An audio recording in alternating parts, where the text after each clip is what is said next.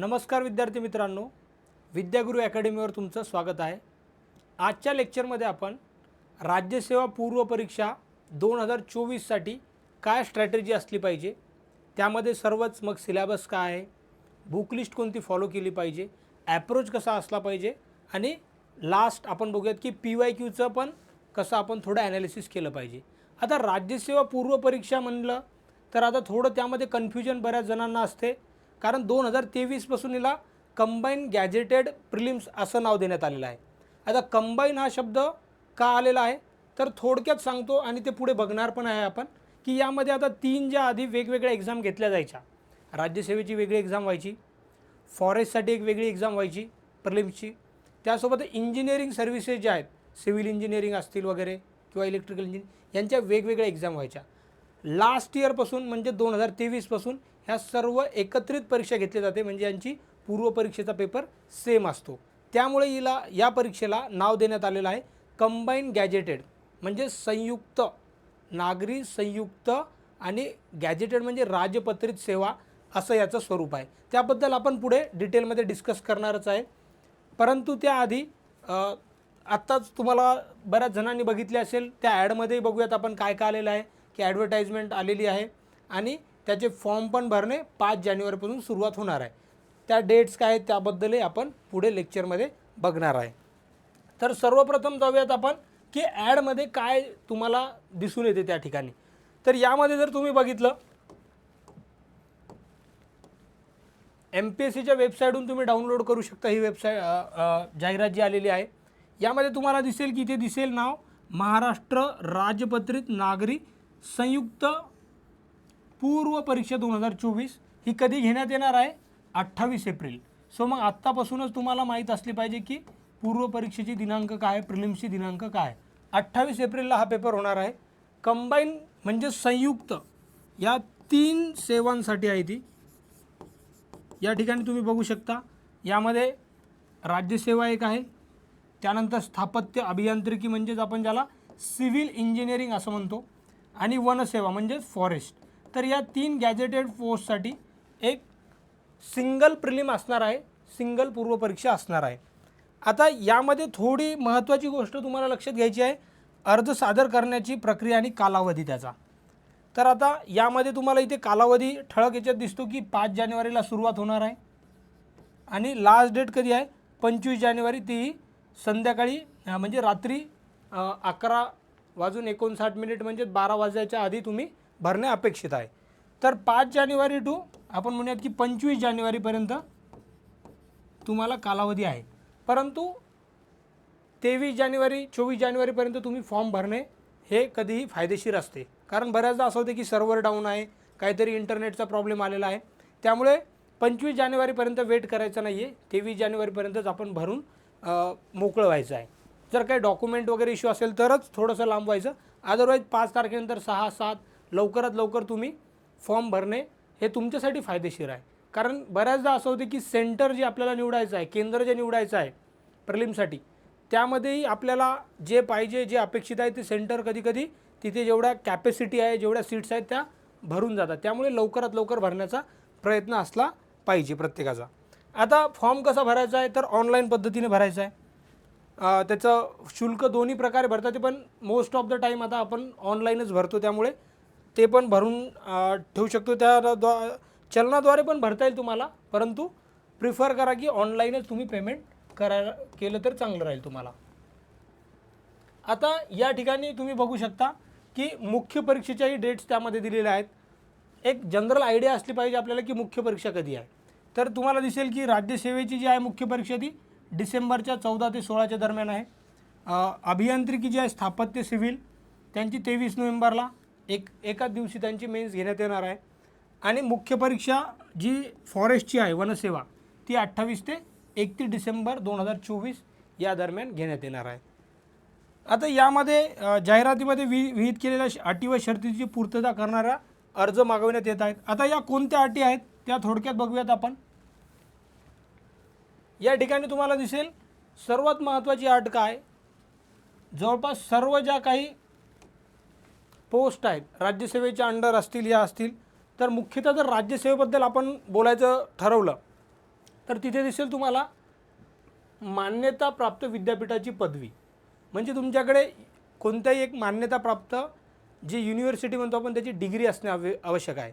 मग ती कोणत्याही शाखेची चालेल, जे काही अपवाद जर सोडल्या काही पदांची तर, किंवा मग महाराष्ट्र शासनाने पदवीस समतुल्य मान्य केलेली विहित अर्हता, की राज्य शासनच म्हणजे महाराष्ट्र शासनाने जर का सांगितलेलं आहे की ही अर्हता पण इलिजिबल आहे हा फॉर्म भरण्यासाठी, तर ती पण चालेल असं या मेन्शन आहे जाहिरातीमध्ये. ठीक आहे. आता काही अपवाद जे आहेत ते 2 सर्व्हिसेससाठी दिसतात आपल्या राज्यसेवेमध्ये. त्यामध्ये सहाय्यक संचालक जे आहे महाराष्ट्र वित्त व लेखा गट अ साठी, आणि त्यासोबत उद्योग उपसंचालक तांत्रिक गट अ साठी.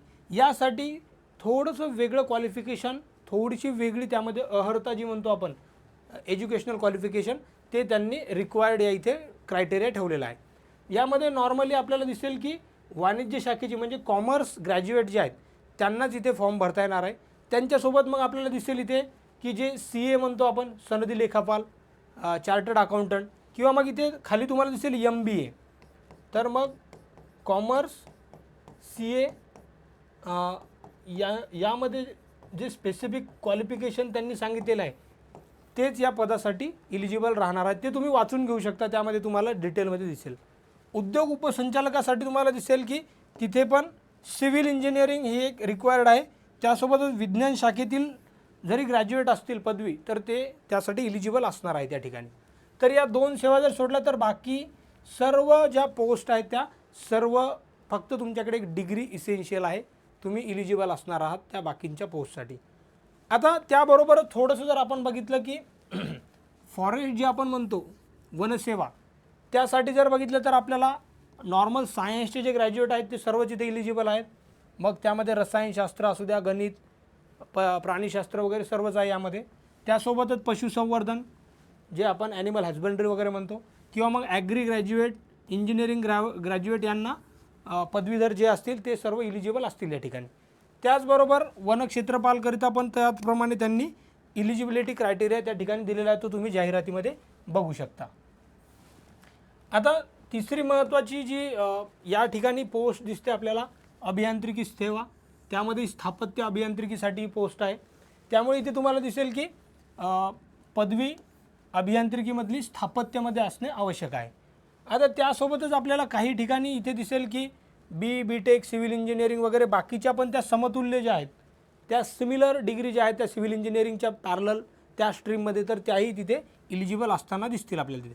आता या सर्व परीक्षांसाठी ज्या आहेत आपण संयुक्त जे पूर्वपरीक्षा म्हणतो कंबाईन गॅझेटेड, त्यासाठी बघा एक महत्त्वाची अट आहे या ठिकाणी, मराठी भाषेचं ज्ञान आवश्यक आहे. आता ते मराठी भाषेचं ज्ञान म्हणजे 10वीमध्ये किंवा 12वीमध्ये तुम्ही काय केलेलं आहे, कोणत्या म्हणजे मराठी हा विषय होता काय वगैरे, ह्या गोष्टी पण त्या ठिकाणी आपल्याला माहीत असणे आवश्यक आहे. ठीक आहे. त्यानंतर आपल्याला दिसेल आता बऱ्याच जणांना हा प्रश्न असतो की आपण फायनल इयरला आहे पदवीच्या, आपण फॉर्म भरू शकतो का? तर नक्कीच पूर्वपरीक्षेचा फॉर्म भरू शकता तुम्ही. त्यामध्ये आयोगानेच ती तुम्हाला सूट दिली आहे. या ठिकाणी तुम्ही हा मुद्दा बघू शकता. पदवीच्या शेवटच्या वर्षाच्या परीक्षेस बसलेले उमेदवार पूर्वपरीक्षेच्या प्रवेशासाठी पात्र असतील. म्हणजे हा फॉर्म पूर्वपरीक्षेचा जो आहे तो फायनल इयरचे भरू शकतात फॉर्म. त्यांना मुख्य परीक्षा जर द्यायची असेल तेव्हाच एक अट आहे, मुख्य परीक्षेच्या प्रवेशासाठी अर्हता प्राप्त ठरल्यास मुख्य परीक्षेच्या प्रवेशासाठी विविध पद्धतीने आवश्यक माहिती व परीक्षा शुल्क सादर करणे, पदवी परीक्षा उत्तीर्ण होणे आवश्यक आहे. म्हणजे तुम्हाला जर का मेन्स द्यायची असेल तेव्हा तुम्हाला पदवी कंपल्सरी तिथे फॉर्म अपलोड करताना त्याच्यासोबत ते अर्हता जे क्वालिफिकेशन आहे ते अपलोड करावं लागते. त्यामुळे प्रिलिम्ससाठी फायनल इयर तुमच्याकडे डिग्री जरी नसेल तरी तुम्ही भरू शकता, फायनल इयरला भरू शकता, असं यामध्ये स्पेसिफिक आपल्याला ॲडव्हर्टाइजमेंटमध्ये दिसून येते. आता पुढे बघूयात आपण. आता महाराष्ट्र वनसेवा यामध्ये पण काही आता शारीरिक जे म्हणतो आपण फिजिकल, मग किती असली पाहिजे उंची, छाती किती असली पाहिजे वगैरे, ह्या गोष्टींचे क्रायटेरिया जे आहेत ते पण आपल्याला बघून घ्यायचे. जे पुरुष उमेदवारांसाठी आणि महिला उमेदवारांसाठी वेगवेगळे आहेत. प्रत्येकाने हे पण आपले तपासून घ्यावेत की जर का फॉरेस्टचा फॉर्म भरायचा तर इलिजिबल आहे नाही. आता येऊयात आपण महत्त्वाच्या मुद्द्याकडे जो आपल्याला खूप महत्त्वाचा आहे. कारण आता आत्तापर्यंतची बऱ्याच विद्यार्थ्यांना माहिती असते की काय कसं भरायचं आहे, आता पुढे महत्त्वाचं काय आहे या ठिकाणी की या 3 परीक्षा आपण डिस्कस केल्याप्रमाणे, मग ती राज्यसेवा पूर्व असेल, जिला राज्यसेवा परीक्षा म्हणतो आपण, स्थापत्य अभियांत्रिकीची असेल किंवा वनसेवा असेल, यांच्यासाठी आपल्याला काय दिसेल की पूर्व परीक्षेचे गुण जे आहेत ते 400 आहेत तिथे या ठिकाणी. आणि 400 मध्ये आपल्याला माहीत आहे की पेपर 1 आहे 200 मार्कांचा आणि पेपर 2 आहे 200 मार्कांचा. याबद्दल आपण डिटेलमध्ये बघणार आहे पुढे. आणि जाता जाता सांगतो की हाच पेपर आपल्यासाठी जास्त महत्त्वाचा आहे, ज्याला आपण जनरल स्टडीजचा सामान्य अध्ययन असा पेपर जो म्हणतो तो. आणि दुसरा पेपर आहे त्याला आपण सीसॅट या नावाने ओळखू, ज्यामध्ये बुद्धिमत्ता, गणित आणि उतारे वगैरे, कॉम्प्रेन्शन जे म्हणतो आपलं आकलन वगैरे चेक करण्यासाठी अशा प्रकारचा. पण हा फक्त क्वालिफाईंग नेचरचा पेपर आहे. तुमची मेरिट लिस्ट जी लागते ती या GS पेपर 1 जो म्हणतो आपण याहूनच लागते. आता मुख्य परीक्षेचे गुण थोडक्यात बघून घेऊयात आपण. राज्यसेवा 800 मार्कांचे होते, त्यानंतर इंजिनिअरिंग 400 आणि फॉरेस्ट पण 400 होते. आणि मुलाखत जी आहे ती 100 मार्कांची राज्यसेवेसाठी, इतर 2 पोस्टसाठी 50 मार्कांचे इंटरव्ह्यूज त्या ठिकाणी ठेवण्यात आलेले आहेत.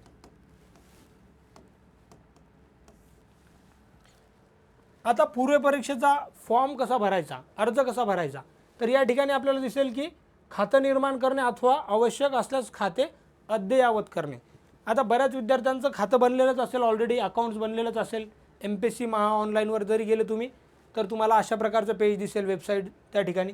आणि मग तिथे तुम्ही लॉग इन वगैरे करून तो फॉर्म भरू शकता. ज्यांनी खातं आत्तापर्यंत केलं नसेल तर तुम्हाला इथे क्रिएट अ न्यू अकाउंट असं दिसेल, छोट्या अक्षरात दिसेल तुम्हाला तिथे. तर तुम्ही स्वतःचं एक खातं तयार करायचं, तिथे सर्व डिटेल्स भरायचे, त्यानंतर तुम्ही फॉर्म भरू शकता. आता या ठिकाणी सर्व पद्धत वगैरे दिलेली आहे, जिल्हा केंद्र निवड करणे वगैरे, ह्या सर्व गोष्टी तुम्ही करणे अपेक्षित आहे. या ठिकाणी दिसेल सर्वसाधारण जे काही आपल्याला गाईडलाईन्स दिलेले आहेत त्यामध्ये अर्ज फक्त आयोगाच्या ऑनलाईन अर्ज प्रणालीद्वारे स्वीकारण्यात येईल. म्हणजे हा फॉर्म तुम्हाला फक्त आणि फक्त ऑनलाईन भरायचा आहे. आणि त्यासाठी बघा ही वेबसाईट दिसेल तुम्हाला, काय नावाची वेबसाईट आहे इथे, mpsconline.gov.in दिसली ही MPSC वेबसाईट. इथे क्लिक केल्यानंतर तुम्हाला जिल्हा केंद्र निवडणे वगैरे, आणि तुम्ही डायरेक्ट रिडायरेक्ट कुठे होणार आहे तिथे, तर या पेजवर येणार आहे. इथे क्लिक केल्यानंतर तुम्ही या पेजवर येणार आहे. इथे तुमचे जे डिटेल्स फिल करून तुम्ही लॉग इन केल्यानंतर तुम्ही फॉर्म भरू शकणार आहे. तिथे परीक्षा शुल्क वगैरे दिलेलं आहे तिथे त्या ठिकाणी 544 वगैरे 344 कॅटेगरीनुसार वेगवेगळं तिथे आपल्याला दिसेल. ठीक आहे. आता यावर्षी किती पदे आलेली आहेत त्याबद्दल बोलूयात आपण. सर्वात महत्त्वाचा मुद्दा, कारण परीक्षा जर द्यायची तर पदे किती आलेली आहेत. तर आपल्याला दिसेल की राज्यसेवेबद्दल तर फक्त आपण आता या ठिकाणी राज्यसेवेबद्दल मुख्यतः बोलणार आहे. बाकीचे ज्या पोस्ट आहेत फॉरेस्ट किंवा इंजिनिअरिंग त्याबद्दल वेगळा व्हिडिओ पण आपण बनवू शकू जर तुम्हाला गरज असेल तशी. तर मुख्यतः यामध्ये आपण राज्यसेवेबद्दल जागांच्या बाबतीत बोलणार आहे. सिलेबस तर सेमच आहे, पेपर पण सेम आहे, त्याबद्दल तर कॉमनच बोलणार आहे. पण जागांच्या बाबतीत फक्त राज्यसेवेच्या किती जागा आहेत ते बघूयात आपण. तर इथे दिसेल आपल्याला 2024ची जी ॲड आहे आत्तापर्यंत 205 जागा आलेल्या आहेत. आणि ह्या जागा वाढूही शकतात, कारण आयोगाने तसं मेन्शन केलं असते की जशा जशा त्यांच्याकडे जर जागा येतील पूर्व परीक्षेच्या आधी तर त्या जागा 205च्या जास्त पण होऊ शकतात. म्हणजे आपण इथे लिहिण्यास काय हरकत नाही की 205 अधिक जागा तिथे असणार आहेत. आत्तापर्यंत ट्रेंड जर बघितला आपण लास्ट 9-10 वर्षांमध्ये तर आपल्याला दिसेल की 2010मध्ये 100 होत्या, नंतर 245, 339, 265, 104, म्हणजे बघा काही ठिकाणी खूप कमी आलेल्या होत्या जागा. 2015मध्ये एक चांगल्या जागा आल्या होत्या 434 जागा, एक चांगला आकडा आहे हा. त्यानंतर 135 पुन्हा कमी झालेले दिसतात, 377 चांगले आहेत, 169 पुन्हा कमी झालेले आहे, 413 या ठिकाणी पण एक चांगल्या प्रकारच्या जागा पोस्ट त्या ठिकाणी अवेलेबल होते 2019मध्ये. नंतर 2020 कोविडचं वर्ष जे होतं कोविड-19चं तेव्हा 200 जागा आल्या होत्या. 21मध्ये आणि 22मध्ये खूप चांगल्या जागा आल्या होत्या. 405 जागा 2021मध्ये दिसतात आपल्याला आणि 2022मध्ये 623 जागा दिसतात. 2023मध्येही 303 म्हणजे एक चांगलाच आकडा मानू शकतो आपण. 2024मध्ये 205 आहे, त्या अजून वाढतील असं. जर आपण आधीचा ट्रेंड बघितला 21 ते 23चा तर जागा वाढण्यास वाव आहे असं म्हणू शकतो आपण. तर सध्या आपण या 205 जागांबद्दल बघूयात की त्या कशा कशा डिस्ट्रीब्यूट केलेल्या आहेत, कोणकोणत्या पदासाठी किती जागा आहेत ते थोडक्यात बघूयात आपण. आता हे 2024च्या पदे आहेत हे लक्षात आलं पाहिजे तुमच्या. त्या ठिकाणी तुम्हाला दिसेल बघा ज्या ग्रुप ए सर्व्हिस म्हणतो ज्याला आपण क्लास 1 सर्व्हिसेस म्हणतो. क्लास 1 किती पोस्ट आलेल्या आहेत, तर या ठिकाणी तुम्हाला दिसतील की त्यामध्ये एक 4 ते 5 प्रकारच्या पोस्ट असतील. यामध्ये सर्वात महत्त्वाच्या वर दिसतात आपल्याला डेप्युटी CEO जे म्हणतो, ज्याला BDO गट विकास अधिकारी ह्या चांगल्या पोस्ट आपल्याला दिसतील. 27 पोस्ट या ठिकाणी क्लास Aच्या आहेत, क्लास 1च्या आहेत. त्यानंतर वित्त व लेखा यांच्या 40 आलेल्या आहेत. पण यासाठी तुम्हाला अगेन की ते स्पेसिफिक क्वालिफिकेशन तिथे रिक्वायर्ड आहे. कॉमर्स असेल, CA MBA सारखं असं क्वालिफिकेशन लागणार आहे. त्यानंतर प्रकल्प अधिकारी 3 आहेत. उद्योग उपसंचालक 7, यालाही थोडं वेगळं क्वालिफिकेशन आहे. आणि सहाय्यक कामगार आयुक्त 2. त्यामुळे क्लास 1मध्ये जास्त फोकस करण्यासारखे आपल्याला दिसतील BDOच्या पोस्ट तुम्हाला या ठिकाणी दिसत आहेत. त्यानंतर ग्रुप बी जर बघितलं आपण, यामध्ये चांगल्या सर्व्हिसेस आहेत. कक्षा अधिकारी आहेत, सेक्शन ऑफिसर जे म्हणतो आपण. त्यानंतर असिस्टंट BDO ABDO म्हणजे ग्रुप बीमधले BDOच्या ज्या 21 पोस्ट ह्या पण चांगल्या आहेत त्या ठिकाणी. ACP एक्साईजची एकच पोस्ट आहे इथे. स्किल डेव्हलपमेंट ऑफिसरच्या 3 आहेत. लेबर ऑफिसर अगेन कामगार अधिकारी ग्रुप बीमधल्या 2 आहेत. सहाय्यक प्रकल्प अधिकारी 4 आणि निरीक्षण अधिकारी याच्या 76 पोस्ट या ठिकाणी दिसतात आपल्याला. अशा प्रकारे जे 204 205 पदे आहेत त्यांचं डिस्ट्रीब्युशन आपल्याला या ठिकाणी दिसून येते. ठीक आहे. आता राज्यसेवा पूर्व परीक्षेचा अगेन रिमाइंडर करून देतो मी की हा कालावधी कधीच विसरायचा नाही तुम्ही, की अर्ज कालावधी कधीपर्यंत आहे, तर 5 जानेवारीला सुरुवात होणार आहे, 25 जानेवारी लास्ट आहे. परंतु तुम्हाला मी काय सांगणार की 23 जानेवारीपर्यंत सर्वांनी फॉर्म भरून मोकळं व्हायचं आहे. कारण मग नंतर टेन्शन नको यायला की सेंटर नाही अवेलेबल जे पाहिजे ते, सर्व्हर चालत नाही, इंटरनेटचा इश्यू आहे, पेमेंटच होत नाही आहे. तर मग 23 जानेवारीपर्यंत सर्वांनी काळजी घ्यायची की आपल्यासाठी 23च आपण डेडलाईन समजूनच आपण फॉर्म भरण्याचं हे करायचं आहे. पूर्व परीक्षेची डेटही बघितली आपण की 28 एप्रिल 2024. यानुसार तुम्हाला आता तुमचा पुढचा कसा अभ्यास करायचा, काय स्ट्रॅटर्जी असली पाहिजे ही तुम्ही डिसाईड केली पाहिजे. 28 एप्रिल आत्तापासून किती दिवस आहेत तुमच्याकडे, त्यामध्ये तुमचे बाकीचे काही जर असतील दुसऱ्या काही गोष्टी असतील, आपण प्लॅनिंग करताना त्याही गोष्टी कन्सिडर करायला पाहिजे. किती सुट्ट्या जाणार आहेत, किती दुसरीकडे वेळ जाणार आहे, आणि त्यानुसार 28 एप्रिलपर्यंतचा तुमचा एक प्रॉपर प्लॅन बनला पाहिजे, प्रॉपर रणनीती बनली पाहिजे प्रिलिम पास होण्यासाठी. कारण ही खूप महत्त्वाची परीक्षा आहे सर्व विद्यार्थ्यांसाठी. आता यामध्ये सांगितल्याप्रमाणे तुम्हाला की स्कीम ऑफ एक्झामिनेशन जर बघितलं आपण, तर त्या ठिकाणी आपल्याला दिसेल सिलेबसमध्ये पेपर 1 जो आहे जो कंपल्सरी असतो आणि पेपर 2 जो आहे तो क्वालिफाईंग असतो. म्हणजे कंपल्सरी का, हा 200 मार्काचा जो पेपर आहे याच्यात म्हणजे नॉलेज कोणत्या लेवलचं एक्सपेक्टेड आहे तुमच्याकडे, तर डिग्री लेवलचं नॉलेज एक्सपेक्टेड आहे प्रत्येक विषयामधलं, त्या लेवलचं असं म्हणू शकतो आपण. यामध्ये मीडियम काय, तर दोन्ही भाषेमध्ये तुम्हाला प्रश्न दिसतील. आपण प्रश्न पण बघूयात की ॲक्च्युअल प्रश्नपत्रिकेमध्ये प्रश्न कसे असतात ते पण तुम्हाला दाखवण्यात येणार आहेत. आणि पॅटर्न तर माहिती आहे आपल्याला ऑब्जेक्टिव्ह टाईपचा आहे या ठिकाणी. म्हणजे एक प्रश्न देऊन खाली 4 तुम्हाला ऑप्शन्स दिले जातील, त्याला आपण ऑब्जेक्टिव्ह पॅटर्न आपण असं म्हणतो. आणि पेपर 2 जो CSATचा म्हणतो त्यालाही आपल्याला 200 मार्क आहेत, पण हा क्वालिफाईंग आहे. याचे मार्क मेरिट लिस्टमध्ये कन्सिडर होत नाहीत. तुम्ही 66 मार्क स्कोअर केल्यानंतर तुमचं जे मेरिट लिस्ट लागणार आहे ती पेपर 1 नुसारच लागणार आहे. यामध्ये तुम्हाला दिसेल की टॉपिक 6 आणि 7ला फक्त 10वी किंवा 10वी ते 12वी या लेवलचंच तुमच्याकडे नॉलेज एक्सपेक्टेड आहे त्यांना. बाकीच्या याला डिग्री लेवलचं नॉलेज एक्सपेक्टेड आहे. कॉम्प्रिहेन्शन वगैरे जे असतात पॅसेजेस वगैरे त्यासाठी त्यांनी तसं म्हणलेलं आहे. आणि इथे टिपमध्ये दिलेलं आहे सामान्य अध्ययन पेपर क्रमांक 2 हा क्वालिफाईंग आहे. ही टिप खूप महत्त्वाची आहे. यामध्ये 33% गुण म्हणजेच 66 मार्क 200 पैकी आपल्याला मिनिमम तरी घ्यावे लागतील. 66पेक्षा जर कमी मार्क पडले तर तुम्ही म्हणजे डिस्क्वालिफाय होऊ शकता तिथे त्या ठिकाणी. या ठिकाणी हे समजलं असेल. आता या प्रत्येक चुकीच्या उत्तराकरिता हे बेसिक नॉलेज असलं पाहिजे की 1/4 मार्क तुमचे मायनस होतात तिकडे प्रत्येक चुकीच्या याच्यासाठी. ह्या पण सूचना थोडक्यात तुम्हाला माहीत असल्या पाहिजे. आता सिलेबसकडे येऊयात आपण. महत्त्वाचं की आता अभ्यास तर करायचा, सिलेबस काय, तर सिलेबसमध्ये आपल्याला दिसतील मुख्यतः GS1चा पेपर जो म्हणतो आपण सामान्य अध्ययन पहिला पेपर, यामध्ये 200 मार्काचं डिस्ट्रीब्युशन आपल्याला दिसेल की 7 तिथे त्या ठिकाणी वेगवेगळे टॉपिक आपल्याला दिसतील. आता या ठिकाणी आयोगाच्या सिलेबसमध्ये तुम्हाला इंग्लिशमध्ये दिसेल की current events of state, national and international importance, की करंट इव्हेंट्स म्हणजे चालू घडामोडींबद्दल बोलतात त्या ठिकाणी. त्यानंतर हिस्ट्रीबद्दल बोलत आहेत इथे आणि वर्ड दिला आहे सम वेटेज टू महाराष्ट्र. आता ॲक्च्युली तिथे स्पेशल वेटेज असा शब्द पाहिजे. सम वेटेज पण ठीक आहे, कारण महाराष्ट्रावर थोडेसे कमी प्रश्न येतात प्रिलिम्सला, मुख्य परीक्षेला जास्त असतात, त्यामुळे सम पण ठीक आहे. त्यानंतर महाराष्ट्र, इंडिया आणि वर्ल्ड जिओग्राफी. आता जिओग्राफी भूगोल जो आहे तो इथे वर्ल्ड पण आहे. त्याला रिझन काय, कारण तुम्ही फिजिकल जिओग्राफीचा वगैरे पार्ट बघितला तर त्या ठिकाणी तुम्हाला वर्ल्डचा पण अभ्यास करावा लागतो. त्यानंतर पॉलिटी अँड गव्हर्नन्स, त्यामध्ये कॉन्स्टिट्यूशन वगैरे, पंचायती राज वगैरे या सर्व गोष्टी तुम्हाला अभ्यासायच्या आहेत त्या ठिकाणी. पॉलिसी राईट इश्यूज वगैरे या सर्व गोष्टी त्या ठिकाणी तुम्हाला करायच्या आहेत.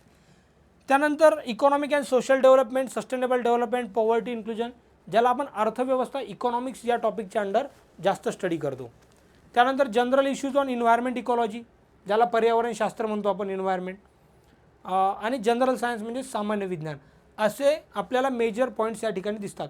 यालाच आपण मराठीमध्ये बघूयात की या सर्व विषयांना मराठीमध्ये काय काय कसं आपल्याला डिवाईड करता येईल. ठीक आहे, या इथे बघू शकता तुम्ही आता की पहिला मुद्दा काय, वर्तमान घटना म्हणजे चालू घडामोडी.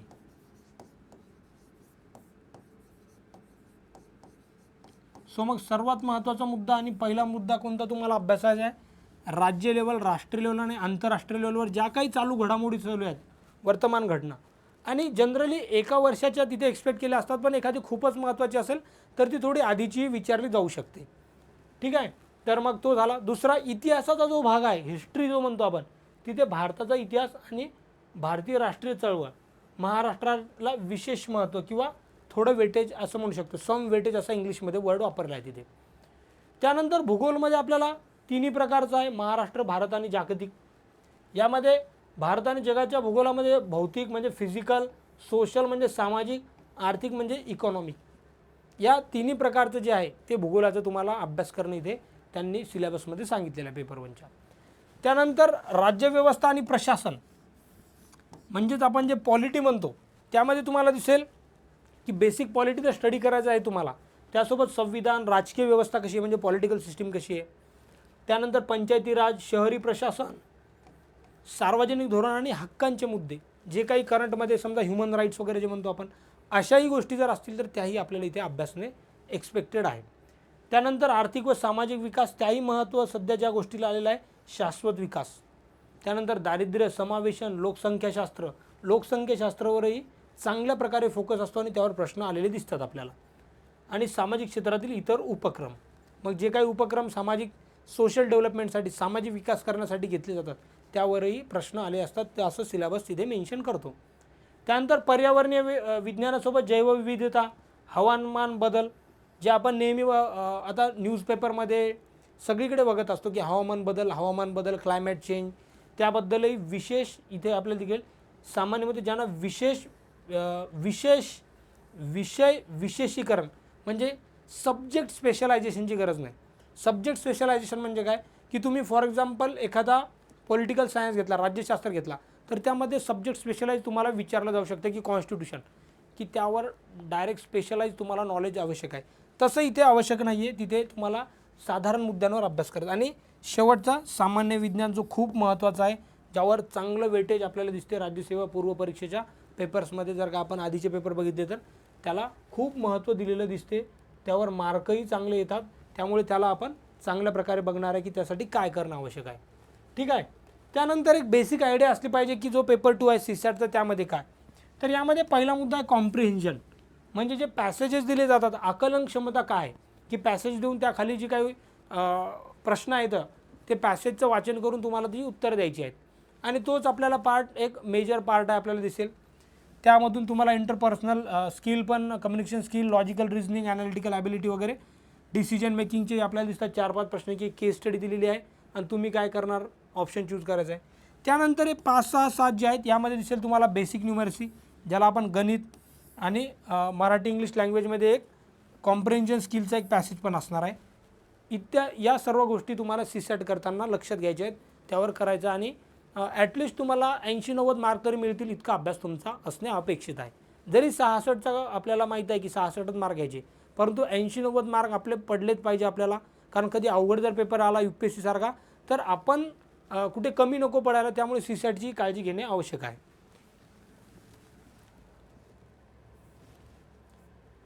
आता पेपर वनमध्ये जर का समराईज करायचं झालं की कोणते महत्त्वाचे मुद्दे अभ्यासणे आवश्यक आहे या ठिकाणी, तर तुम्हाला दिसेल की चालू घडामोडी, ज्याला करंट अफेअर्स म्हणणार आपण.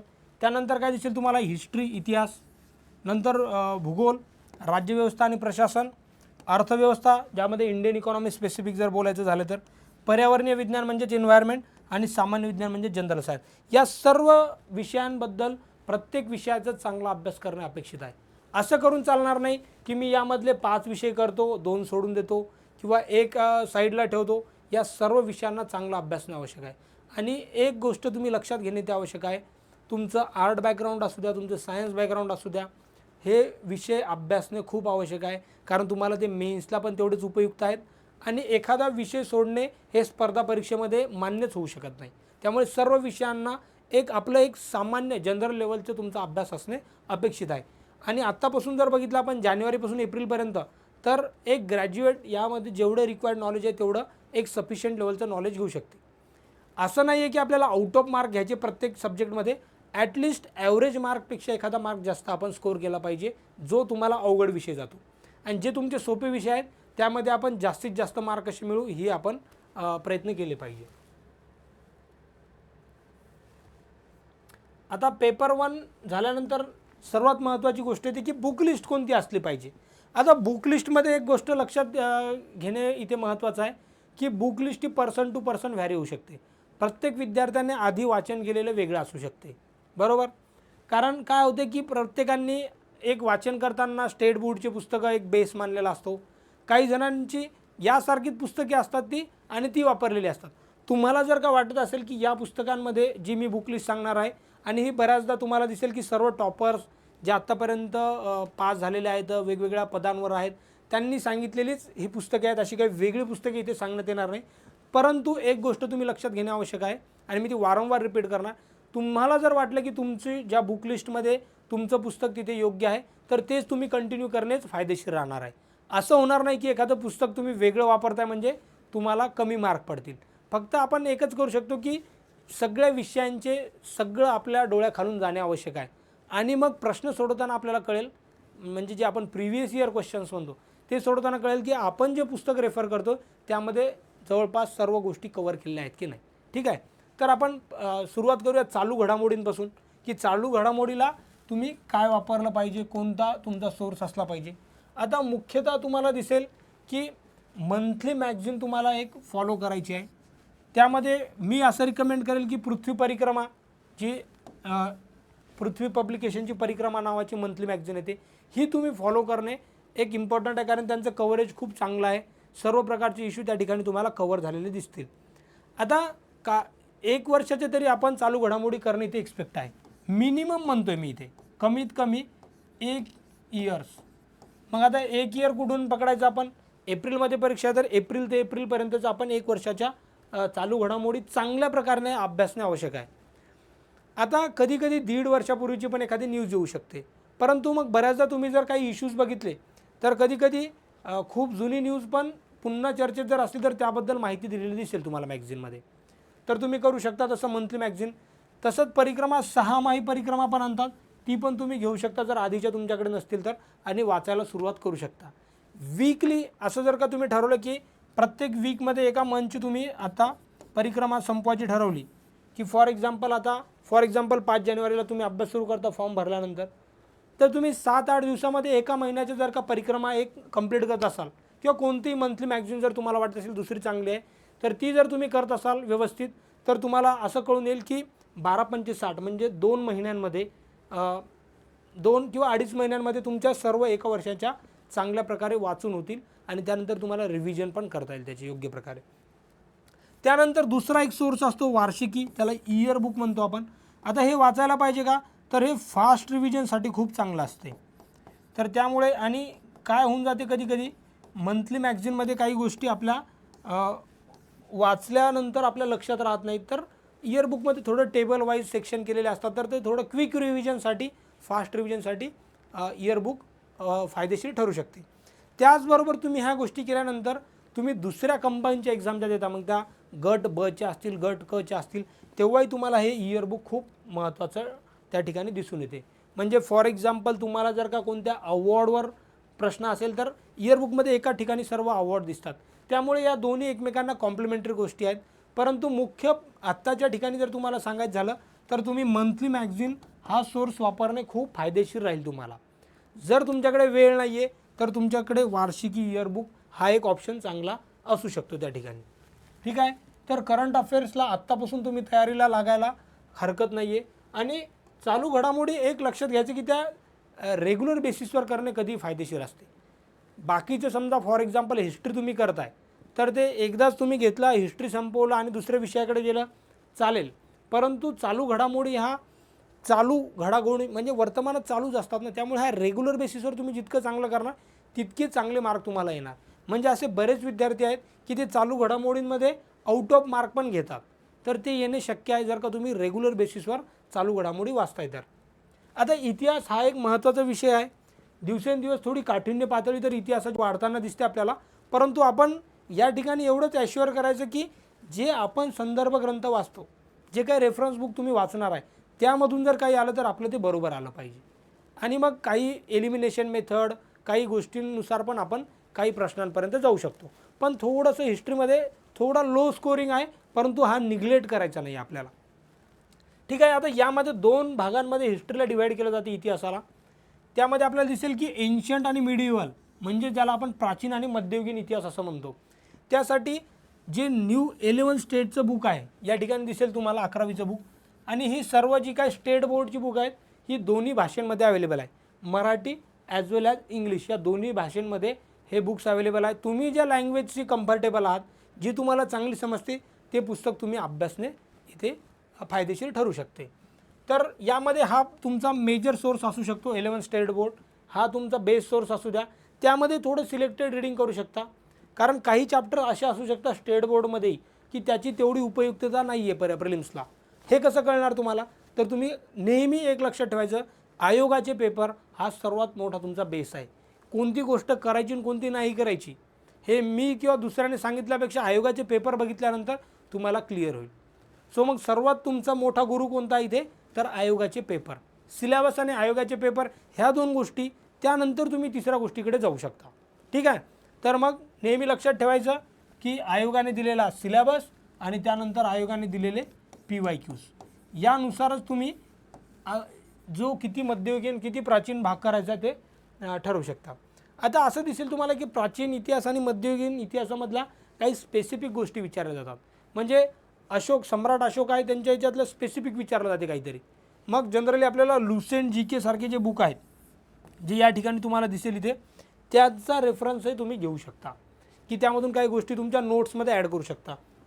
म्हणजे यामधून जे सिलेक्टेड रिपीटेड चॅप्टर आहे त्याच्या नोट्स बनवून घेणं कधी फायदेशीर राहील. फॉर एक्झाम्पल सम्राट अशोक असेल, चंद्रगुप्त मौर्य असेल, यांबद्दल भरपूर प्रश्न आलेले आहेत आत्तापर्यंत. मग तुम्ही जाऊन लुसेंट GKमध्ये तेवढ्यात पार्टच्या जरी नोट्स काढल्या तुमच्या तरी चालेल. कारण यामध्ये खूप डेटा दिलेला आहे. सर्व वाचणे पण लक्षात राहण्याचे कमी चान्सेस आहेत. एकदा पूर्ण स्कॅन करा आणि नंतर स्वतःच्या नोट्स जर बनवल्या तर तुम्हाला त्या चांगल्या प्रकारे तिथे रिकलेक्ट होतील. आता हे 11 स्टेट बोर्डचं बुक आत्ता आलेलं आहे रिसेंटली या 3-4 वर्षात. त्याआधी 6वी व 7वीच्या बुक्समध्ये पण चांगल्या प्रकारे प्राचीन व मध्ययुगीन इतिहास दिलेला आहे. परंतु 6वी 7वी जर वाचलं नसेल तुम्ही तर डायरेक्ट 11वीचं स्टेट बोर्ड आणि लुसेंट GK जरी वाचलं तर तुमचं सफिशियंट होईल. पुन्हा एकदा रिपीट करतो मी, जर तुमचा सोर्स वेगळा असेल तर तो तुम्ही कंटिन्यू करू शकता.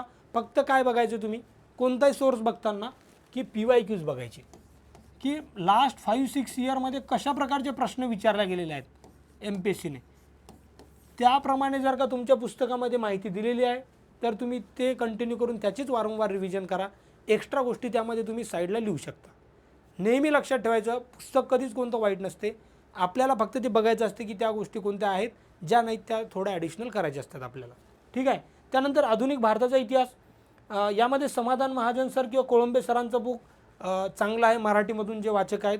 आणि जे इंग्लिशमधून UPSC वगैरे किंवा ज्यांनी आधी काही वाचन केलं आहे त्यांनी स्पेक्ट्रम पब्लिकेशनचं जे बुक आहे modern brief history of modern India वगैरे, ते बुक जरी वापरलं तरी तुम्हाला ते सर्व नॉलेज तिथे मिळून जाईल जे तुम्हाला आवश्यक आहे आधुनिक भारताच्या इतिहासांचे प्रश्न सॉल्व्ह करण्यासाठी. ठीक आहे.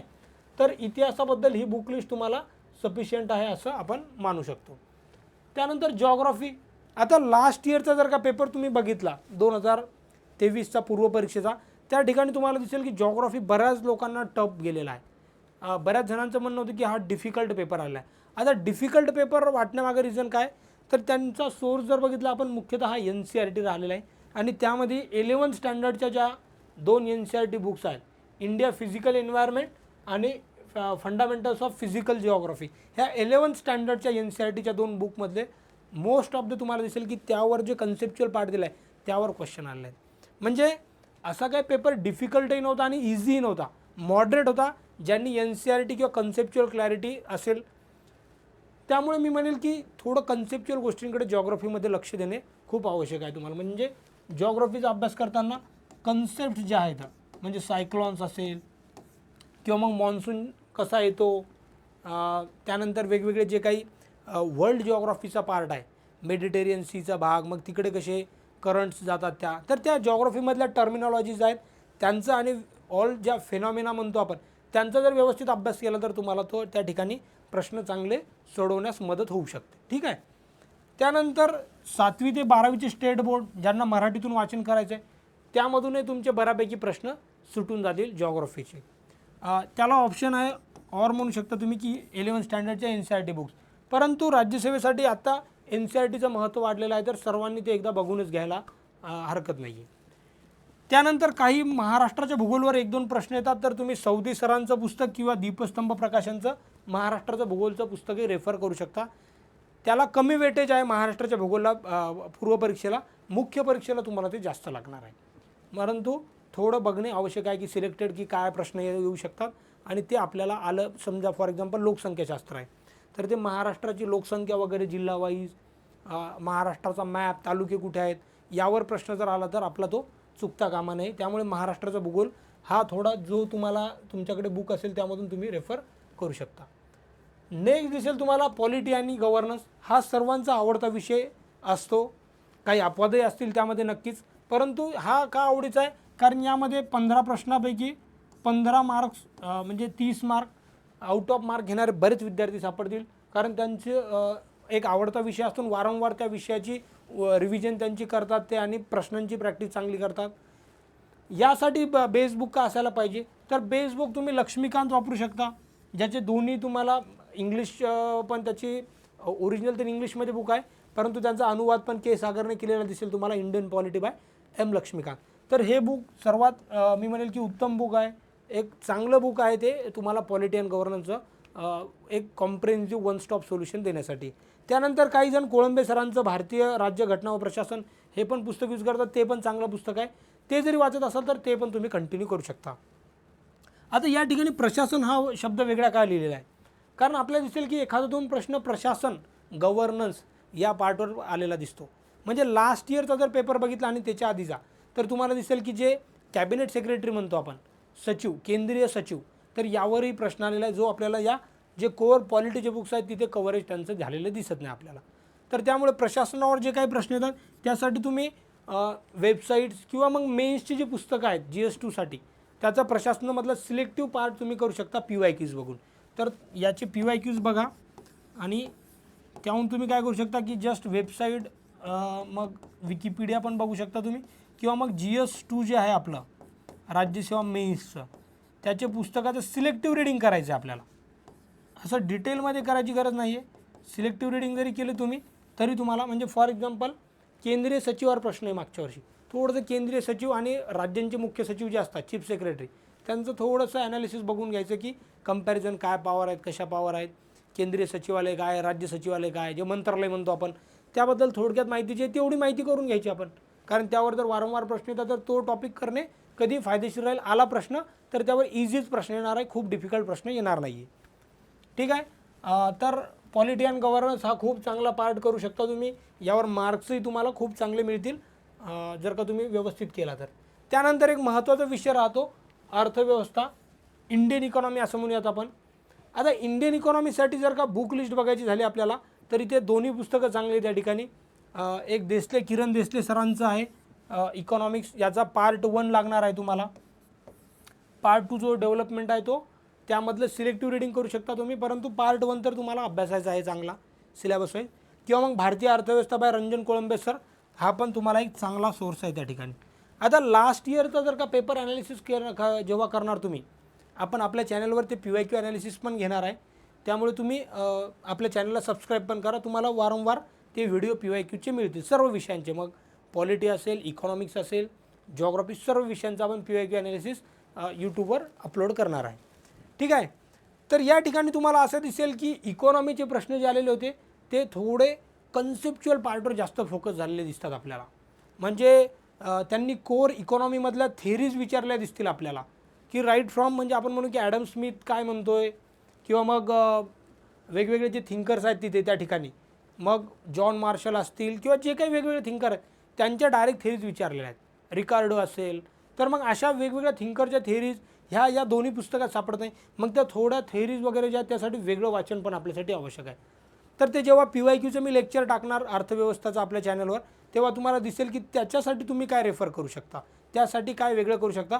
परंतु मुख्य जो पार्ट आहे 70% 80%, त्यासाठी तुम्ही हे 2 पुस्तकामधलं कोणते, किंवा अगेन तुम्हाला फ्रीडम आहे की तुमच्याकडे जर असं वाटत असेल की एक पुस्तक आहे त्यामध्ये कवर होते, तेही पुस्तक तुम्ही वाचू शकता इथे या ठिकाणी. नेक्स्ट आपल्याला विषय दिसतो या ठिकाणी सामान्य विज्ञान.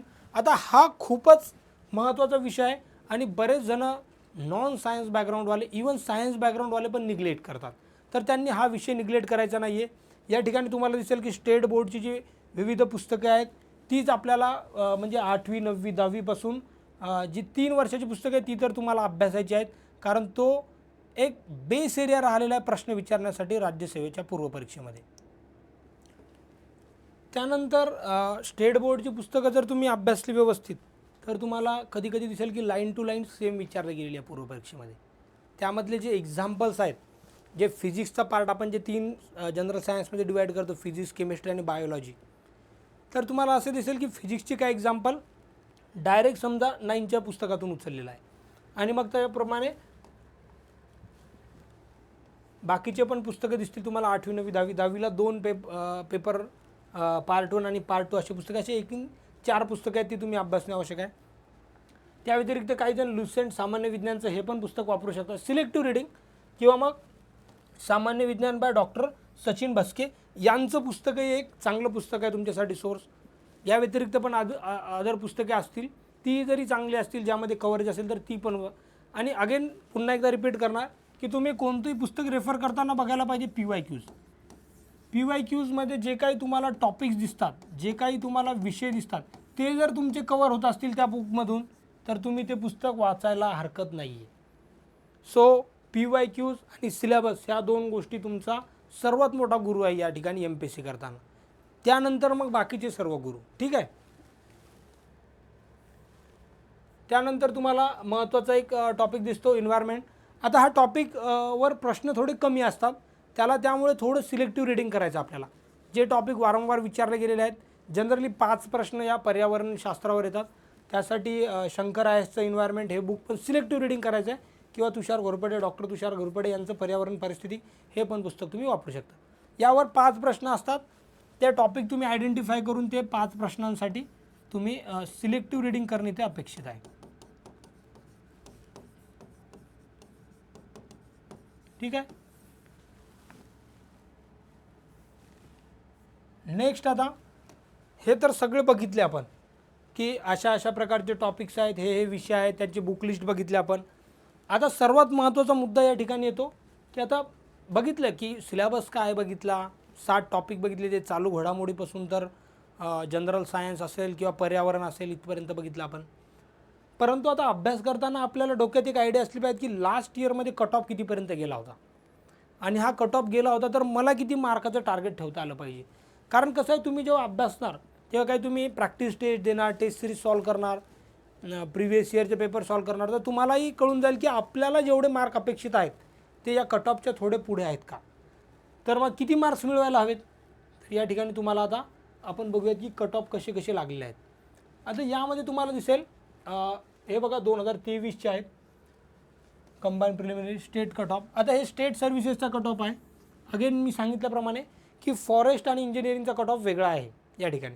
तर यामध्ये दिसेल तुम्हाला ओपन, त्यानंतर NTB असेल, सॉरी NTB नाही, NTC, NTD, EWS OBC यामध्ये जनरलचा कट ऑफ जर का कन्सिडर केला आपण तो दिसेल तुम्हाला 108 मार्क्स. सो म्हणजे 110 ते 115 या दरम्यान मार्क तुम्हाला एक टार्गेट तुम्ही ठेवू शकता जर का मागच्या वर्षीच्याप्रमाणे पेपर येत असेल तर, की आपल्याला या दरम्यान मार्क मिळाले पाहिजे म्हणजे आपण सेफली मेन्सचा अभ्यास करू शकतो. आता त्या व्यतिरिक्त कॅटेगरी वाईज जर बघितलं फिमेलचा 101च्या दरम्यान दिसतो आपल्याला बऱ्याच ठिकाणी 101, इथे 101 दिसतो, इथे 101 दिसतो, इथे या ठिकाणी. त्यानंतर NTDमध्ये पण 101 101 दिसतो. म्हणजे जर का गर्ल्स असतील तर त्यांनी 105चं टार्गेट ठेवायला हरकत नाही आहे. आणि बाकीचं मग कॅटेगरीनुसार तुमचा जो जो काही कट ऑफ आहे त्यामध्ये तुम्ही +5 मार्क कधी 5 ते 10 मार्क प्लस करायचे आणि तो आपल्यासाठी कट ऑफ आपल्याला दिसायचा. आता हे थोडं झूममध्ये बघूयात आपण कसे कट ऑफ आले आहे, तुम्हाला दिसायला सोपं जाईल. इथे या ठिकाणी तुम्ही बघू शकता की कशा प्रकारे कट ऑफ आलेले आहेत या ठिकाणी. मग इथे ओपन जनरलचं जर पहिले बघितलं आपण तर 106.5 वगैरे असे दिसतील आपल्याला. हे ॲक्च्युली लास्ट इयरचा कट ऑफ आहे, हा 2023चा आहे. तर मग आपल्याला कट ऑफ पण कसे चेंज होतात ते थोडे दिसून येतील या ठिकाणी. हे 23चे जर रिसेंटली बघितले तर 108पर्यंत गेला आहे, त्याआधी 106.5चा होता. तर म्हणजे कट ऑफ वाढत चाललेला आहे, जागा जरी वाढल्या तरी कट ऑफ वाढलेला दिसून येतो आपल्याला या ठिकाणी. तर मग आपणही असं टार्गेट करायचं की पेपर आला तर आपण 110 115चं टार्गेट ठेवायचं. म्हणजे यावर्षी कट ऑफ जरी जास्त जात असेल 110पर्यंत जरी जात असेल, इतकं जाणार नाही, परंतु काही सांगता येत नाही. जर जागा कमी आहेत, पेपर सोपा आला, कट ऑफ जास्त गेला, असंही होऊ शकते की पेपर सोपा आला आणि कट ऑफ गेला फॉर एक्झाम्पल 112. कारण कट ऑफ कुठे लागतो, जिथे बहुतांश विद्यार्थ्यांचे मार्क जिथे कॉन्सन्ट्रेट झाले दिसतात आपल्याला तिथे कट ऑफ लागतो. कट ऑफच्या प्रेडिक्शनमध्ये जात बसायचं का नाही, आपण एवढंच करायचं की सगळे विषय आपण व्यवस्थित करणे आणि चांगले मार्क आपण मिळवणे. सो दॅट मग 112 जरी आला ना आपला 115 स्कोर असेल तर आपण सेफ साईड तिथे राहू शकतो. ठीक आहे. आता हे बघितलं आपण की किती मार्क्स मिळवायचे ते कळालं सर्वांना. तर तुम्हाला हे कुठेही वेबसाईटवर मिळून जातील आयोगाचे की कट ऑफ काय लागले होते वगैरे, किंवा टेलिग्राम चॅनल्सवरही मिळून जातील तुम्हाला हे कट ऑफ वगैरे वेगवेगळ्या इयरमध्ये कसे लागले होते. आता स्ट्रॅटर्जी काय असली पाहिजे मग, हे झालं सर्व कट ऑफ बघितले, जागा किती आहेत बघितल्या, बुक लिस्ट बघितली, पण आता अभ्यास करायचं तर नक्की करायचं काय. तर अभ्यास करताना मी तुम्हाला एक सिम्पल रूल नेहमी सांगतो की तुमचं सर्वात प्रथम काय असलं पाहिजे, जे आपण बेसिक वाचन म्हणतो, रीडिंग, जे बेसिक्स बुक आपण आत्तापर्यंत बुक लिस्ट बघितली होती, की स्वतःची एक बुक लिस्ट बनवणे प्रत्येक विषयाची. ती बुक लिस्ट बनवल्यानंतर त्याचं जे बेसिक आहे ते सगळं वाचन करणे म्हणजे रीडिंग करणे, ही तुमची फर्स्ट स्टेज असणार आहे अभ्यासाची. ठीक आहे. आता हे वाचन करताना त्यासोबतच एक पॅरलल गोष्ट झाली पाहिजे सोबत, ते म्हणजे वेगवेगळ्या इयरचं PYQs. म्हणजे आपण म्हणूयात की लास्ट 5 ते 6 वर्षांचे तुम्ही PYQs कमीत कमी बरं का, तुम्ही 10 वर्षापर्यंत बघू शकता, पण किमान 5 ते 6 वर्षाचे PYQsचं तुम्ही बघून घेणे, त्यांना सॉल्व करणे, आणि तुम्हाला जे कळतील की हे PYQ ज्या एरियावर जास्त येतात त्यांचं वाचन थोडं उत्तमरित्या करणे, त्यांच्या नोट्स बनवणे शक्य असतील त्या नोट्स बनवणे. दुसऱ्यांच्या नोट्स कधीही वापरणे तेवढं फायदेशीर राहत नाही. जर असतील चांगल्या तुम्हाला फायदेशीर वाटत असतील वाचू शकता, परंतु स्वतःच्या नोट जर काढत असाल तुम्ही तर त्या अजून चांगलं तुम्हाला आउटपुट देतील त्या ठिकाणी. ठीक आहे. मग रीडिंग झाल्यानंतर PYQs म्हणजे प्रिव्हियस इयर क्वेश्चन, आधींच्या वर्षात विचारल्या गेलेली प्रश्ने. मग 2023, 22, 20 असं तुम्ही उलटं जाऊ शकता की 5-6 वर्षाचे PYQs बघितले आणि त्यानुसार. आता वाचन पहिल्यांदा तर पूर्ण करायला पाहिजे बेसिक आपण, नंतर PYQनुसार वाचन आपण थोडं स्ट्रीमलाईन करू शकतो. त्यानंतर रिवाईज करणे की जे टॉपिक केलेले आहेत, बेसिक रीडिंग झाली, PYQs बघितले, त्यानंतर वारंवार त्या टॉपिकची रिव्हिजन करणे.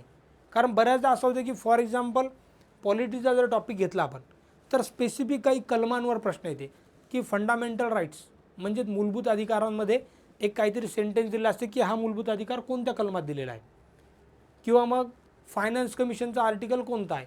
मग हे जर का वारंवार रिवाईज नाही केलं तर तिथे कन्फ्युजन वाढू शकतं आपल्याला. सेम आपण बघू शकतो की सामान्य विज्ञानमध्ये की एखादा टिश्यूवर प्रश्न विचारलेला आहे की मानवी पेशी किंवा वनस्पती पेशीबद्दल काहीतरी दिलेले आहेत प्रकार आणि हे कोणत्या प्रकारामध्ये येतो. तर हे वारंवार तुम्हाला रिव्हिजन केल्यानंतर ते चांगल्या प्रकारे अटेम्प्ट करता येऊ शकते. आणि हे सर्वच विषयांना लागू, इतिहास असू द्या, भूगोल असू द्या, अर्थ, सर्व विषयांना ही स्ट्रॅटेजी, ही रणनीती तुम्हाला खूप महत्त्वाची त्या ठिकाणी राहणार आहे. ठीक आहे. आता थोडक्यात आपण पेपरची ओळख करून घेऊयात की पेपर कसा होता. एक थोडक्यात यामध्ये काय डिटेलमध्ये प्रत्येक प्रश्नामध्ये जाणार नाही आपण, त्यासाठी वेगळं लेक्चर घेणार आहे आपण PYQ ॲनालिसिसचं. टॉपिक वाईज PYQ ॲनालिसिस बघणार आहे आपण की पॉलिटीचे टॉपिक 22मध्ये कोणते प्रश्न आले होते त्यांचा ॲनालिसिसचा वेगळा व्हिडिओ, हे सर्व व्हिडिओ आपण बघणार आहे आपल्या यूट्यूब चॅनलवर. ठीक आहे. तर आता 2023चा पेपर तुम्हाला दिसेल आयोगाच्या वेबसाईटवर तुम्हाला मिळून जाईल किंवा टेलिग्रामवर पण मिळून जातील हे पेपर. यामध्ये असं दिसेल तुम्हाला सूचना वगैरे असतील, 100 प्रश्न वगैरे आहेत, गुण 200 आहेत असं दिसेल तुम्हाला. आता हे 100 प्रश्न तर येतात, टॉपिक पण बघितले, बुक लिस्ट. आता हा प्रश्न एकदा आपल्या डोक्यात येऊ शकतो की कोणत्या विषयावर किती प्रश्न येतात. की आता सर तुम्ही तर सांगितले चालू घडामोडीपासून तर सामान्य विज्ञानपर्यंत मेजरली 7 टॉपिक आहेत या ठिकाणी, 6 ते 7. कधी कधी भूगोल आणि पर्यावरण एकत्रित स्टडी केला जातो. जर वेगळे पकडले तर 7 आहेत, नाहीतर मग 6 टॉपिक आहेत मेजर. मग कोणत्या विषयावर किती मार्क असणे हे जर माहीत असेल आपल्याला तर आपला अभ्यासही आणि आपल्याला मग कोणत्या विषयाला किती टाईम अलोकेट करायचा, किती दिवस करायचे अलोकेट हे पण कळायला या ठिकाणी मदत होऊ शकते आपल्याला. ठीक आहे. मग आता इथे जर का थोडक्यात बघितलं तुम्ही तर तुम्हाला दिसेल की चालू घडामोडीवर दरवर्षी 15 प्रश्न येतात या ठिकाणी. मग राज्य असू द्या, राष्ट्रीय असू द्या किंवा इंटरनॅशनल, आणि त्यातही इंटरनॅशनलवर जास्त भर झालेला दिसतो आपल्याला या रिसेंट इयर्समध्ये. तुम्ही जर का प्रश्न बघितले राज्यसेवा गॅजेटेडच नाही, तुम्ही कंबाईनचे जरी गट ब गट क चे पेपर बघितले तर आंतरराष्ट्रीय या टॉपिकवर जास्त भर झालेला दिसतो आपल्याला. त्यामुळे चालू घडामोडी करताना आंतरराष्ट्रीयवर आपण थोडं विशेष महत्त्व दिलं तरी हरकत नाही. त्यानंतर इतिहास या विषयावर 15 प्रश्न दिसतात आपल्याला, जे आपल्याला भारताचा इतिहासासोबतच महाराष्ट्र इतिहास, त्यामध्ये समाजसुधारक हा एक महत्त्वाचा घटक आपल्याला त्या ठिकाणी दिसून येईल. जेव्हा PYQ ॲनालिसिस करणार आपण त्या ठिकाणी ते बघूयात आपण की कोणकोणत्या घटकावर कसे प्रश्न आलेले आहेत. त्यानंतर बऱ्याच जणांचा आवडता कन्सेप्च्युअल 15 प्रश्न भूगोलावर पण आलेले दिसतात आपल्याला. भूगोलसोबतच आपण पर्यावरणला कव्हर करू, यावर 5 प्रश्न. म्हणजे भूगोल आणि पर्यावरण जर का तुम्ही सोबत करत असाल तर तुमची 20 मार्कांची तयारी, 20 प्रश्नांची तयारी, म्हणजे 2 मार्काला एक प्रश्न म्हणजे 40 मार्कांची तयारी त्या ठिकाणी होऊन जाईल चांगली. त्यानंतर राज्यव्यवस्था आणि प्रशासन यामध्ये बरेच जण चांगले मार्क स्कोअर करतात. आउट ऑफ मार्क तुम्ही करू शकता स्कोअर जर का राज्यव्यवस्था आणि प्रशासन तुम्ही चांगल्या प्रकारे करणार असाल तर. अर्थव्यवस्था, इंडियन इकॉनॉमी यावरही 15 प्रश्न आपल्याला दिसतील. आणि सामान्य विज्ञान हा एक अगेन महत्त्वाचा घटक, याला घाबरायचं नाही. सामान्य विज्ञानला चांगल्या प्रकारे करायचं आहे. त्या 20 मार्कामध्ये जर का आपण डिव्हिजन बघितलं तर फिजिक्स जर बघितलं आपण तर फिजिक्सवर जवळपास 4-5 प्रश्न असतात, केमिस्ट्रीवर 4-5 प्रश्न असतात आणि बायोलॉजीवर मेजॉरिटी ऑफ प्रश्न तुम्हाला दिसतील. त्या ठिकाणी जवळपास 9 ते 10 प्रश्न आपल्याला दिसतील की बायोलॉजीवर विचारले गेले आहेत. म्हणजे बायोलॉजी हा एक, त्यामध्ये पण आपल्याला दिसेल की मग झुलॉजी आणि बॉटनी वगैरे जे डिफाईन करतो आपण वेगवेगळं क्लासिफिकेशन, त्यावर प्रश्न आपल्याला जास्त आलेले दिसतील या ठिकाणी. सो मग हे विषय जे आहेत सामान्य विज्ञानचे ते व्यवस्थित प्रमाणे तुम्ही अभ्यासणे आवश्यक आहे त्या ठिकाणी. आता MPSCचा प्रिलिम अभ्यास करताना तुम्ही कोणत्या एरियावर फोकस करायला पाहिजे तर आता तुम्हाला कळालं इथे की पॉलिटीवर 15 प्रश्न आहेत. मग हा इझी जर असेल तर हा कवर करून घेणे. जॉग्राफी, कारण हे मार्क देणारे विषय आहेत की तुम्ही अभ्यास केला चांगला म्हणजे 20, 15 दुणे 30 आणि 50, म्हणजे तुमचे 50 प्रश्न इथे या ठिकाणी कवर होऊन जातील. ठीक आहे. 50 प्रश्न म्हणजे या 3चा अभ्यास केला म्हणजे तुमची 100 मार्काची तयारी इथेच तयार होणार आहे. ठीक आहे. आणि हे विषयच का प्रथम घेतोय मी या इथे ठिकाणी, तुमचं प्रायोरिटी वेगळी असू शकते. काही जणांचं पॉलिटी आता झालेलं आहे, तिथे ते हिस्ट्री घेतील किंवा तिथे त्या ठिकाणी इकॉनॉमी घेतील. परंतु हे 3 टॉपिक तुमचे स्ट्रॉंग असणे खूप आवश्यक आहे, कारण इथे मार्क चांगले पडतात. जॉग्राफी लास्ट इयरला थोडे मार्क कमी आले लोकांना, स्टुडंट्सने सायन्समध्ये खूप चांगलं परफॉर्म केलं आणि सायन्समध्ये चांगले मार्क आल्यामुळे कट ऑफ थोडं जास्त वर गेलेलं आहे. त्यामुळे हा विषय कधीच 20 प्रश्न म्हणजे हे 40 मार्क देऊ शकतो तुम्हाला एकटा विषय. ठीक आहे. त्याच्यात डिटेलमध्ये करणं आवश्यक आहे तुम्हाला, परंतु बायोलॉजी वगैरे ह्या गोष्टी बेसिक लेवलच्याच विचारल्या जातात. त्याचं वारंवार जे रिपीटेड होणारे टॉपिक्स आहेत ते तुम्ही चांगल्या प्रकारे करणे आवश्यक आहे तिथे. ठीक आहे. त्यानंतर इकॉनॉमी, हिस्ट्री. अगेन इकॉनॉमीवर थोडे मिक्स टाईपचे क्वेश्चन होते, काही सिम्पल होते अर्धे क्वेश्चन आणि काही टफ होते. ते बऱ्याच जणांचे चुकले, कारण त्या ठिकाणी कोणता थिंकर आहे, कोणत्या विचारवंतांनी कोणतं स्टेटमेंट दिलेलं होतं ते कळणे अशक्य होतं त्या ठिकाणी. हिस्ट्री अगेन इथे थोडे ॲव्हरेज मार्कच स्कोरिंग आहेत. काही गोष्टी कुठून येतात आपल्याला ते, कारण इतिहास हा खूप वास्ट सब्जेक्ट आहे. अगेन ठीक आहे, कोणाचा जर चांगला अभ्यास असेल, खूप वाचन असेल, तर त्यांना मार्कही चांगले येतात हिस्ट्रीमध्ये. परंतु प्रत्येकाचं हिस्ट्रीचं नॉलेज, वाचन हे वेगवेगळ्या लेवलचं असते, त्यामुळे तो टॉपिक करत नाही. आता करंट अफेअर्स हा शेवटी का लिहिला, कारण हा तुम्हाला डेली अभ्यासण्याचा विषय आहे. तुम्ही डेली तुमच्या जो काही अभ्यासाचा शेड्यूल आहे त्यामध्ये त्याला एक वेगळा वेळ अलोकेट करणं अपेक्षित आहे. कारण हा दिसतो आपल्याला 15 मार्क्स, परंतु हा तुम्ही जर का म्हणले की मी 15 दिवस किंवा 20 दिवस बसतो आणि पूर्ण करंट अफेअर्स संपवतो, तर ते शक्य होणार नाही तुम्हाला. तुम्ही तुमच्या जे काही मित्र असतील, जे पास झालेले असतील, जे टॉपर्स असतील, त्यांना विचारा. करंट अफेअर्स हा रेग्युलर करण्याचा विषय आहे. त्याला एक वेगळा टाईम अलोकेट करा तुम्ही. सध्या तुम्हाला जर जास्त बर्डन असेल तर विकेंडला तरी 2 दिवस चांगले करंट अफेअर्सला डे अलोकेट करा. परंतु मोस्ट म्हणजे चांगली गोष्ट काय तर ती डेली तुम्ही त्याला काही टाईम देणे, 1 तास 2 तास, सकाळचा असू द्या किंवा संध्याकाळचा झोपतानाचा असू द्या, पण त्याला अलोकेट करा. तुमचा जो काही तुमचा टाईम असेल तो करंट अफेअर्सला. मग त्यासाठी मॅगझिन आणि इयरबुक ह्या दोन्ही गोष्टींना तुम्ही पॅरल करू शकता. मॅगझिन करायचं का तर नक्कीच करा. जर वेळ नसेल तुमच्याकडे तर थोडं सिलेक्टिव्ह मॅगझिन आणि जास्त मग इयरबुक करा. परंतु करंट अफेअर्सला निग्लेक्ट कधीच करायचं नाही आहे, कारण तो मार्क एकदम चांगले मार्क देऊन जातो तुम्हाला नंतर. आता सर्वात शेवटची आणि सर्वात महत्त्वाची गोष्ट काय की PYQचं ॲनालिसिस करणे. आता इथे आपण ॲनालिसिस करणार आहे, पण MPSC 2023मध्ये कोणते PYQ झाले होते. आता या ठिकाणी आपण का करणार नाही PYQचं ॲनालिसिस, कारण त्यासाठी आपण सगळे वेगळे व्हिडिओ बनवणार आहे आणि डिटेलमध्ये PYQ ॲनालिसिस करणार आहे की पॉलिटीचे PYQs कोणते आले, त्यावर कसं आपण ॲप्रोच असला पाहिजे, आणि त्यामध्ये 3 ते 4 वर्षाचे वेगवेगळे व्हिडिओमध्ये आपण कव्हर करणार आहे. Economy, polity, geography, general science सर्व करणार आहे. आत्ता या ठिकाणी 2023मध्ये एक तुम्हाला आयडिया येऊन जाईल की अभ्यास करताना की PYQ कसे होते. ठीक आहे, तर आपण बघूयात की PYQs कसे विचारले गेले होते वेगवेगळ्या विषयात. हा 2023चा पेपर होता.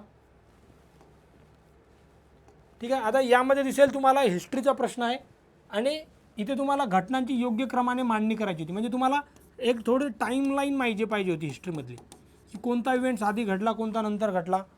म्हणजे धारासाना सत्याग्रह आधी घडला का नेहरू रिपोर्ट आधी घडला, पुणे पॅक्ट झाला किंवा व्हाईट पेपर झाला. तर तुम्ही जर का हिस्ट्रीमध्ये बघितलं तुम्हाला दिसेल की नेहरू अहवाल हा आधी मांडला होता 1928च्या जवळपास, आणि मग त्यानुसार तुम्हाला हे आन्सर येऊन जाईल या ठिकाणी. म्हणजे या ठिकाणी तुम्हाला एक जरी उत्तर माहीत असलं तुमचा आन्सर येणार तर त्यावर आपण डिस्कस करणार आहे. परंतु एक टाईमलाईन सारखे प्रश्न येतात, असे एक आयडिया येऊन जाईल. मग नेहरू रिपोर्ट वगैरे, व्हाईट पेपर काय होता, पुणेकर काय, ह्या सर्व गोष्टींचा तुम्ही अभ्यासणे आवश्यक आहे त्या ठिकाणी. अशा प्रकारचे हिस्ट्रीवर प्रश्न होते.